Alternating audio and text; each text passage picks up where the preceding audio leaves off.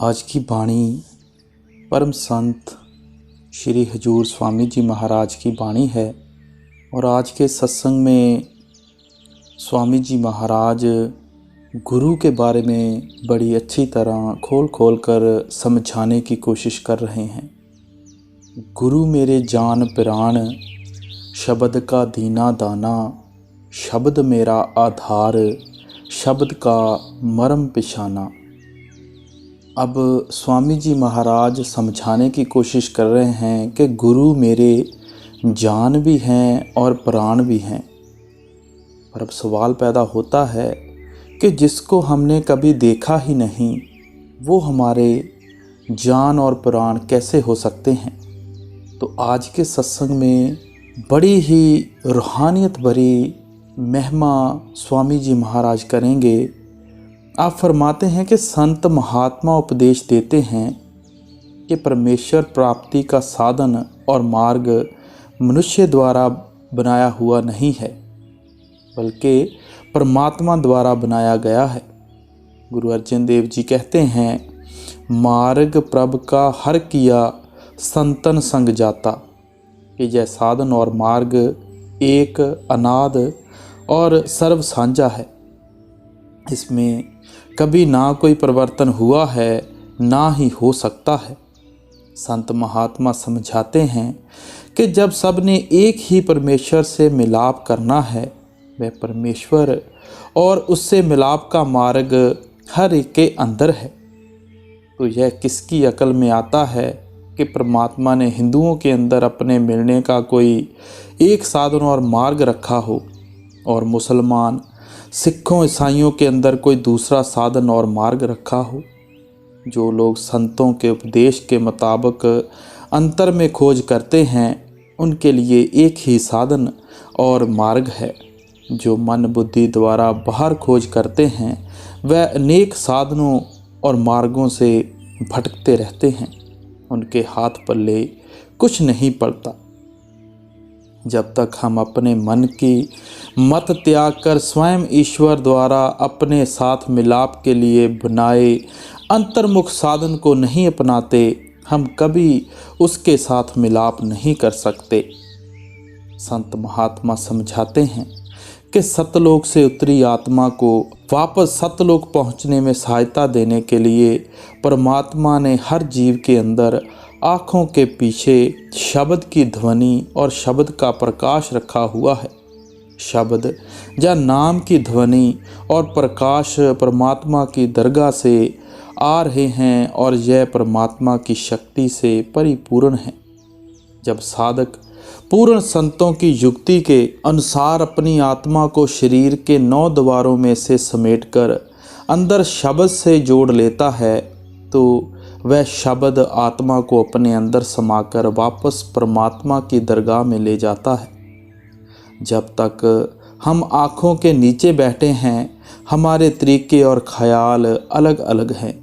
जब आँखों से ऊपर पहुँचते हैं तो शब्द या नाम की उस सच्ची रूहानियत में पहुँच जाते हैं जो सबकी साझी जायदाद है। वहाँ कौम, मजहब, मुल्क, जात पात, ऊंच नीच, पढ़े लिखे या अनपढ़ का कोई भेदभाव नहीं है। जो भाग्यशाली जीव अपने लिव अंदर में शब्द से जोड़ते हैं, शब्द उनकी आत्मा को वापस ले जाकर परमात्मा से मिला देता है। उस परमात्मा ने अपने साथ मिलाप का खुद यह नियम बनाया है। गुरु अमरदास जी कहते हैं, सच्चे शब्द सच्ची पत होई, बिन नामे मुक्त ना पावै कोई, बिन सतगुर को नाव ना पाए, प्रभ ऐसी बनत बनाई है। कि उस प्रभु ने स्वयं ये साधन और मार्ग बनाया है कि जीव जब भी प्रभु से मिलाप कर सकेगा शब्द या नाम की कमाई द्वारा कर सकेगा। और शब्द या नाम की प्राप्ति संत सतगुरु द्वारा होगी। इसलिए हमें कौमों, मजहबों, मुल्कों के छोटे छोटे दायरों और मनुष्य द्वारा बनाए भेदभाव से ऊपर उठकर शब्द रूपी अंतर्मुख सच्ची एकता में आने की कोशिश करनी चाहिए। अब आपने वाणी की शुरुआत की, गुरु मेरे जान प्राण, शब्द का दीना दाना, शब्द मेरा आधार, शब्द का मरम पेशाना। अब जब नाम मिला, नाम की कमाई की, नाम की लज्जत आई, आत्मा अंदर चली गई।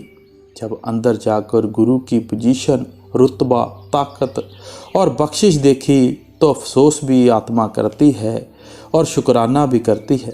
अफसोस इस बात का कि मुझे गुरु की कदर नहीं थी, और शुक्राना इस बात का कि गुरु ने मुझे कहाँ से कहाँ पहुँचा दिया। ये मृत्यु लोक है। ऐसे गंदे देश से निकालकर परमात्मा ने रूहानी मंडलों पर पहुँचा दिया। पता चला कि गुरु मेरे जान और प्राण हैं। क्यों? उन्होंने मुझको जो अंदर का असली भेद बताया था उसका दान दे दिया। बस मुझे शब्द का सहारा है, शब्द ही मेरे जीवन का आधार है और शब्द पर ही मेरे जीवन का भरोसा या विश्वास है। शब्द से मीठा और कौन है? कोई नहीं। अब सवाल पैदा होता है कि ये शब्द क्या है, नाम क्या है? संत मत या गुरमत को नाम मार्ग या शब्द मार्ग भी कहा जाता है, क्योंकि इसमें नाम या शब्द के अभ्यास द्वारा आत्मा को परमात्मा में लीन करने का उपदेश दिया जाता है। संत सतगुरु अपनी शरण में आने वाले जिज्ञासु को नाम या शब्द की कमाई का साधन और नाम के अभ्यास द्वारा सुरत को अंतर में शब्द में लीन करने की विधि समझाते हैं, जिसे सुरत शब्द योग भी कहा जाता है। नाम या शब्द दो प्रकार का है। संतों महात्माओं ने परमात्मा के अनंत गुणों के आधार पर उसके जो अनेक नाम रखे हैं, उन्हें वर्णात्मक, गुणवाचक या सिफाती नाम या शब्द कहा जाता है। नाम या शब्द का दूसरा भेद धुनात्मक है। धुनात्मक नाम या शब्द परमात्मा से आ रही शक्ति की वह ध्वनि है जो ध्यान को आँखों के पीछे और मध्य में एकाग्र करने से सुनाई देती है। संतों महात्माओं ने इसे सच्चा शब्द या सच्चा नाम भी कहा है। अनंत भाषाओं में रखे गए परमात्मा के सब वर्णात्मक नाम समय, स्थान या काल की सीमा में हैं, परंतु अंतर में आत्मा द्वारा अनुभव किया जाने वाला सच्चा नाम या शब्द परमात्मा की तरह अमर और अविनाशी है। यह नाम अंदर है, बाहर नहीं। गुरु नानक साहब कहते हैं, देही अंदर नाम निवासी, आपे करता है अविनाशी। आप कहते हैं कि नाम हमारे अंदर है और हम अविनाशी कर्ता का रूप हैं। गुरु अर्जन देव जी भी यही कहते हैं, नौनिध अमृत प्रभ का नाम, देही में इसका विश्राम। गुरु अमरदास जी कहते हैं, शरीरों पालन को बाहर जाए, नाम ना लहे बहुत वेगार दुख पाए। आप सावधान करते हैं कि शरीर से बाहर नाम की तलाश करने वालों को सिवाय परेशानी से और कुछ भी नहीं मिलता।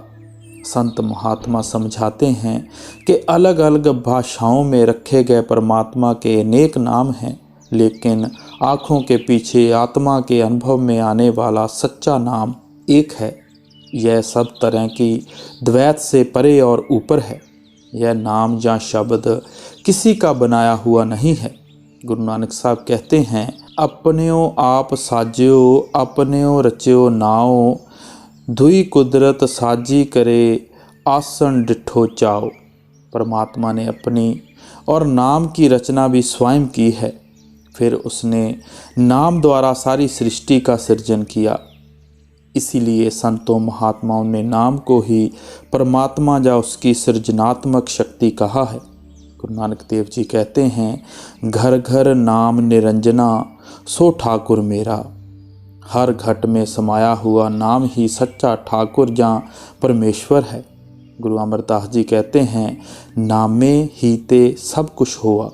गुरु नानक साहब भी यही कहते हैं, जेता कीता तेता नाओ, विण नामे नाही को थाओ। गुरु साहिबान इशारा करते हैं और समझाने में कोई कसर नहीं छोड़ते कि समस्त सृष्टि का सृजन नाम ने किया है और नाम सर्वव्यापक है। गुरु अर्जन देव जी कहते हैं, नाम के धारे सगले जंत, नाम के धारे खंड ब्रह्मांड। आप इशारा करते हैं कि नाम द्वारा पैदा की गई सृष्टि नाम के आधार पर कायम है। परमात्मा शब्द या नाम का भंडार है, उसका वास्तविक स्वरूप शब्द या नाम है। परमात्मा शब्द या नाम सबका एक ही है। परमात्मा नाम का सागर है, सृष्टि की रचना करने वाला नाम उसकी लहर है और आत्मा उसकी बूंद है। परमात्मा शब्द और आत्मा सजातीय है, तीनों का असल एक है। दरिया से निकली गई नहर में दरिया की और बिजली घर से आ रही तार में बिजली घर की पूरी शक्ति समाई होती है। इसी तरह परमात्मा से वह रही शब्द या नाम की धारा में परमात्मा की पूर्ण शक्ति समाई हुई है। जब तक बिजली घर में है यह अरूप है, जब यह कार्यशील होती है तो जगह जगह इसका प्रकाश और प्रभाव दिखाई देता है। सचखंड में बैठा परमात्मा निर्लेप है, उससे वह रही शब्द या नाम की धारा उसका क्रियाशील रूप है। यह शक्ति ही सचखंड से नीचे उतरकर समस्त खंडों ब्रह्मांडों का निर्माण करती है। यह शक्ति ही पूर्ण अदृष्ट और दृश्यमान सृष्टि की रचिता है और यह शक्ति ही समस्त सृष्टि का वास्तविक आधार है। जब तक यह शक्ति सृष्टि में समाई रहती है, सृष्टि कायम रहती है। जब वह प्रभु अपनी मौज से इस शक्ति को सृष्टि से निकालकर अपने में वापस मिला लेता है तो रचना प्रलय का शिकार हो जाती है। संत महात्मा समझाते हैं कि परमात्मा से छोटी कोई भी चीज़ आत्मा को परमात्मा से नहीं मिला सकती। शब्द परमात्मा का रूप है, इसलिए अपने अंदर आँखों के पीछे शब्द को पकड़कर ही आत्मा परमात्मा में समा सकती है। संत महात्मा समझाते हैं कि नाम के अभ्यास द्वारा आत्मा के आँखों के पीछे और मध्य में एकाग्र होने पर साधक को शब्द की अलौकिक ध्वनि सुनाई देती है और शब्द का अनुपम प्रकाश दिखाई देता है। शब्द की शक्तिशाली ध्वनि आत्मा को इस तरह अपनी तरफ खींचती है जिस तरह एक शक्तिशाली चुंबक छोटी सी सुई को अपनी तरफ खींचता है। शब्द या नाम की ध्वनि को सुनकर आत्मा आंतरिक मंडलों का रुख कायम कर लेती है और शब्द के प्रकाश को देखती हुई सारे आंतरिक मंडलों को पार करती हुई शब्द के स्रोत उस परम पिता परमात्मा में समा जाती है। संत महात्मा समझाते हैं कि जब तक सचखंड में बैठा परमात्मा देह धारण करके साकार रूप में प्रकट ना हो, आत्मा कभी अपने आप अंतर में स्थित शब्द या नाम से जुड़ नहीं सकती। संतों महात्माओं ने सतगुरु को देहधारी शब्द कहा है। संत सतगुरु ने अपनी आत्मा शब्द में लीन करके परमात्मा से मिलाप हासिल किया होता है। यह शब्द के अभ्यास द्वारा आत्मा को परमात्मा में अभेद करने की युक्ति का ज्ञाता होता है। वह अपनी शरण में आने वाले साधक को शब्द के अभ्यास द्वारा अंतर में आत्मा को शब्द में लीन करने की युक्ति समझाता है और उसे अपनी लिव शब्द से जोड़ने में अनेक प्रकार की सहायता देता है। यूं कह सकते हैं कि सतगुरु के रूप में बाहर प्रकट शब्द जीवात्मा को अंतर में शब्द या नाम से जोड़ने में और अंतर में शब्द के रूप में कार्यशील परमात्मा उसे अपने साथ मिलाने में सहायता देता है। गुरु अमरदास जी कहते हैं, एक नाम तारे संसार गुर प्रसादी, नाम प्यार बिन नाम में मुक्ति किते ना पाई, पूरे गुर ते नाम पले पाई। आप कहते हैं कि सारे संसार को मुक्ति देने वाला नाम रूपी परम तत्व की प्राप्ति सतगुरु की दया मेहर से होती है। गुरु अर्जन देव जी कहते हैं, जिस नामे को तरसे वह देवा, सगल भगत जा की कर दे सेवा, अनाथा नाथ दीन दुख भंजन, सो गुर पूरे ते पाए। आप समझाते हैं कि वह नाम रूपी सार पदार्थ जो सब भक्तों का इष्ट है और जिसके लिए देवी देवता भी तरसते हैं, उनकी प्राप्ति केवल पूरे गुरु से होती है। नाम का मोलक धन सतगुरु से प्राप्त होता है, लेकिन प्राप्त उसे होता है जिस पर प्रभु दया मेहर करता है। अपनी अगली कड़ी में स्वामी जी महाराज क्या फरमा रहे हैं, क्या गुण गाऊं शब्द, शब्द का अगम ठिकाना, बिन शब्द सब जीव धुंध में फिरे परमाना। फिर उस शब्द या कलमे की लज्जत का क्या वर्णन करें, वह अति मीठा और प्यारा है। जुबान उसका वर्णन नहीं कर सकती, उसका धारण इस संसार में नहीं है, वह अपनी मिसाल स्वयं ही है। सो जब तक वह कलमा, वह शब्द, वह रूहानी बांग ना मिले, सारा संसार अंधा आया और अंधा चला गया।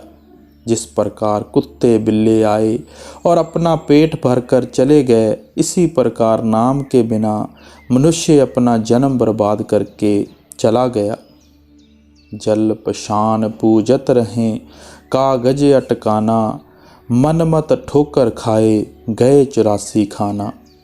अब फरमाते हैं कि कोई तीर्थों पर घूम रहा है, कोई पत्थरों को पूजता है, कोई कागजों को पढ़कर अपनी उम्र गंवा गया, अपना कुछ ना बनाया, ना अंदर गए, ना पर्दा खोला, ना रूहानी मंडलों पर गए, ना मालिक मिला।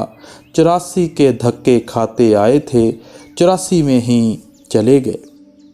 बहुविध विपता जीव को बिन शब्द सुनाना, सतगुर की सेवा बिना नहीं लगे ठिकाना। अब आप आगे फरमाते हैं कि यदि मनुष्य जन्म प्राप्त करके शब्द या कलमा ना प्राप्त करे, आत्मा अंदर उसके साथ ना लगे, यह जलता आया और जलता ही चला गया। बिना नाम के इसका कहीं पर भी कोई ठिकाना नहीं। जब तक इसको कोई मुर्शिद नहीं मिलता और यह अपने आप को फना फिल शेख भाव गुरु में लीन नहीं कर लेता, तब तक इसे कुछ नहीं मिलता। यह नीचे ही नीचे भ्रमता रहा। फना फिल शेख से मतलब गुरु के स्वरूप में मिट जाना है। जब यह अपनी हस्ती को गुरु के स्वरूप में नाबूद कर देगा, वह गुरु अंदर प्रकट हो जाएगा।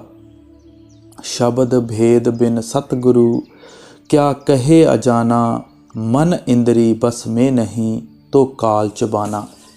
अब स्वामी जी महाराज और गहराई में समझाने की कोशिश कर रहे हैं कि जिस गुरु के पास शब्द नहीं, हम उसे गुरु नहीं कहेंगे। क्यों? बिना शब्द के मन और इंद्रियां अर्थात हवासे खमसा वश में नहीं आते। यदि वश में ना आए तो वह मौत के बाद शैतानी महकमे में चला गया, रहमानी महकमे में ना आया। जिस मुर्शद के मन और इंद्रियों वश में नहीं, काम क्रोध विषय वकार भोगता है, ऐसे मुर्शद को क्या करना है? वह स्वयं भी नरक में जाता है और अपने शिष्यों को भी नरक में ले जाता है। अब नरकों के दुख के बारे में बहुत सारे संत महात्माओं ने बड़ी खोलकर समझाया है। बहुत से संत महात्माओं ने अपनी वाणी में स्वर्गों में मिलने वाले सुखों के साथ साथ नरकों और उनमें दी जाने वाली यातनाओं का भी वर्णन किया है। कई लोग स्वर्गों नरकों को मात्र कल्पना समझते हैं। कई लोग कहते हैं कि संतों महात्माओं ने नरकों स्वर्गों की कहानियाँ इंसान को डराने और अच्छे कर्मों की प्रेरणा देने के लिए बनाई हैं, लेकिन वास्तव में स्वर्गों नरकों का कोई अस्तित्व नहीं है। इसके विपरीत संत महात्मा इस बात पर जोर देते हैं कि स्वर्ग नरक धर्मराज, चित्रगुप्त, यमदूत, जम मार्ग आदि कर्म और फल के नियम के अभिन्न अंग हैं। धर्मराज कर्मों के कानून को लागू करने वाली शक्ति है। चित्रगुप्त कर्मों का हिसाब लिखने वाले करिंदे हैं। यम मार्ग वह रास्ता है जिस पर से मृत्यु के बाद जीव को धर्मराय के दरबार तक पहुंचाने के लिए गुजरना पड़ता है। धर्मराज की कचहरी में जीव को उसके द्वारा किए सारे कर्मों का हिसाब दिखाया और समझाया जाता है। इन कर्मों के अनुसार उसे जहाँ तो मृत्यु लोक भेजा जाता है, जहाँ फिर अति श्रेष्ठ कर्मों का फल भोगने के लिए स्वर्गों में, जहाँ अति बुरे कर्मों का फल भोगने के लिए नरकों में भेजा जाता है। वास्तव में नरक यातना देने की जगह नहीं, बल्कि आत्मा के सुधार के लिए बनाई गई जगह है। बुरे कर्मों के कारण आत्मा का प्रकाश इतना ढक जाता है कि वह और अधिक बुरे कर्म करती है। उस दयालु प्रभु ने एक ऐसा विधान बना दिया है कि आत्मा के बुरे कर्मों का नाश होता रहे, ताकि वह निर्मल प्रकाश में संसार में निर्मल कर्म कर सके। तपेदिक के रोगियों के लिए अलग अस्पताल बनाए जाते हैं। कैंसर के रोगियों के कैंसर पीड़ित भाग में एटमी किरणें गुजारी जाती हैं, जिसके कारण रोगी को अत्यंत पीड़ा में से गुजरना पड़ता है। कई धातुएं ऐसी हैं जो हजारों डिग्री तापमान पर पिघलती हैं, उनके लिए विशेष भट्टियां बनाई जाती हैं। डॉक्टर रोगी की गली सड़ी आंतड़ियों को काटकर बाहर फेंक देता है। वह पीप से भरे फोड़ों को चीरा देता है और दुर्घटना में टूटी टांग पर प्लास्टर लगाता है ताकि टांग सीधी रहे। डॉक्टर के यह कार्य बड़े कठिन साबित होते हैं। मरीज डॉक्टर द्वारा की गई कार्रवाई में से गुजरते समय चीखता चिल्लाता है और मन ही मन डॉक्टर को कोसता भी है, लेकिन जब स्वस्थ हो जाता है तब डॉक्टर के प्रति उसका दृष्टिकोण पहले जैसा नहीं रहता। इसी तरह नरक आत्मा पर से बुरे कर्मों की मैल उतारकर उसे दोबारा निर्मल करने के लिए बनाए गए हैं। हमें इसकी वास्तविकता को निर्मल ज्ञान की दृष्टि से समझने का प्रयत्न करना चाहिए। संत महात्मा जीव को बार बार चेतावनी देते हैं कि धर्मराज तथा चित्रगुप्त हर समय तेरे कर्मों को देख रहे हैं और कर्मों का हिसाब लिख रहे हैं। वे तेरे अंदर बैठे हैं, इसलिए तेरा कोई कर्म उनसे छिपा हुआ नहीं है। संतों महात्माओं ने अपनी वाणी में अनेक प्रकार के नरकों और उनमें से दी जाने वाली यातनाओं का जो उल्लेख किया है, उसे पढ़कर रूह कांप उठती है। संत महात्मा जीव को सावधान करना चाहते हैं कि अपना ही गला है और अपनी ही छुरी है। इसके साथ ही संत महात्मा यह उपदेश देते हैं कि हमेशा के लिए कर्म और फल के बंधन से मुक्त होने के लिए यत्न करो। इसके लिए वह दो बातों पर बल देते हैं: पूर्ण संतों की शरण और नाम की कमाई। राधा स्वामी शरण ले सब भांत बचाना, मेहर दया शिन में करें दे अगम खजाना। अब अपनी आखिरी कड़ी में स्वामी जी महाराज हमें समझाने की कोशिश कर रहे हैं कि कुल मालिक की शरण लो। जब उसकी शरण लोगे तो आप पर दया वो करेगा। जब दया हो गई फिर किसी का डर नहीं। मतलब तो यह है कि परमार्थ की बातें बड़ी बेधड़क होती हैं, किंतु जो आम शरीयतों बाहरी कर्मकांड वाले हैं वे नहीं सुन सकते। वे बुरा मानते हैं। उनका रास्ता नीचे की ओर है और संतों का रास्ता ऊपर की ओर है। सुथरा एक बड़ा ही निर्भीक और आज़ाद फकीर हुआ है। एक बार वह धर्मशाला में गया। अब लोगों में रिवाज है कि जब किसी की शादी हो, उसके संबंधी उसको और उसकी पत्नी को किसी धर्म स्थान में ले जाकर वहाँ के महंत को 2-4 रुपये और मिठाई देते हैं। संजोग से एक शादीशुदा जोड़ा आया, महंत को प्रणाम किया और कुछ रुपए तथा मिठाई दी। महंत ने स्त्री पुरुष दोनों को आशीर्वाद दिया और कहा कि तुम भी जीती रहो और तुम भी जीते रहो। रुपए तो स्वयं उसने रख लिए और मिठाई सुथरे को दे दी। सुथरा उस जोड़े को मुखातिब करके कहने लगा, अब मेरी बात भी सुन लो। तुमने भी मरना है और तुम्हारी औरत ने भी मरना है। उसके साथियों ने कहा, हाय हाय, बद्दुआ क्यों देते हो? सुथरा कहने लगा, झूठ बोलने के लिए महंत जो रखे हुए हैं, मैं तो सच ही कहूँगा। क्या इन्होंने मरना नहीं? सो संत सच बोलते हैं और बेबाक बोलते हैं। इसी प्रकार एक बार अकबर और बीरबल का परस्पर विचार विनिमय हुआ। बीरबल ने कहा कि मनुष्य का गुरु मनुष्य है अकबर कहने लगा, नहीं, मनुष्य कुदरत की ओर से बनाया आता है। बीरबल कहने लगा, मैं आपके विचारों से सहमत नहीं। अकबर कहने लगा, प्रमाण दो। बीरबल ने 12 वर्ष की अवधि मांगी। अकबर ने मान लिया। बीरबल विभिन्न घरों से 10-20 दूध पीते बालक ले आया। उनको पालने के लिए कई गूंगी दाइयों की नियुक्ति की और अलग जंगल में उनके निवास का प्रबंध करवा दिया।